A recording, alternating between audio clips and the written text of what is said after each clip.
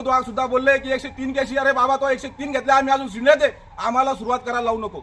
आम्ही ओबीसी, आम्ही केसी घेऊन वाद घालून आम्ही त्या ठिकाणी कायदा हातात घेऊन बाबाचा कायदा, भीमाचा कायदा, आम्ही त्याला सन्मान करून त्या पद्धतीने आम्ही काम करतो, म्हणून आमच्यावर केसी नाहीये. परंतु जर आम्हाला छत्रपती शिवाजी महाराजांचा कायदा हातात घ्यायचा असेल तर ते करायला लावू नका. आम्ही जसे तसे उत्तर देऊ. विनोद वाघ, तुम्ही या मतदारसंघामध्ये थोडे अवकाशीत राहा.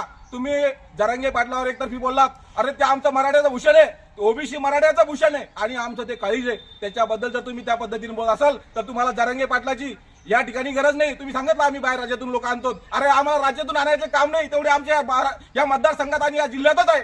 आणि त्यामुळे आम्ही तुमच्या चुकीच्या या वागण्याचं आम्ही या ठिकाणी त्या ठिकाणी तुम्हाला आम्ही तुमचा निषेध करतो. आणि आम्ही त्या ज्या भगिनीवर आमचा अत्याचार झाला त्या भगिनीचा आम्ही जाहीरपणे त्या ठिकाणी पाठिंबा देतो. आणि तिच्या भविष्यामध्ये तिच्या केसाही धक्का लागला आणि तिच्यावर तुम्ही असे फालतू आरोप केले. कोणते मराठी होते का तुमच्या सभेला लोकांना? अरे तुम्ही चालले तुमच्या त्या समाजाचे काही लोक, बाकी कोणत्याही समाजाच्या लोकांनी त्याचं समर्थन केलं नाही. तुम्हाला राजकारण करायचंय, हा मतदारसंघ फक्त त्या ठिकाणी दूषित करायचा आहे, हेच तुम्ही काम केलेलं आहे. आणि जर तुम्ही असं भविष्यात काम केलं तर तुमची गाठ आमच्या सोबत आहे, ध्यानात ठेवा. जशा तसं उत्तर देऊ.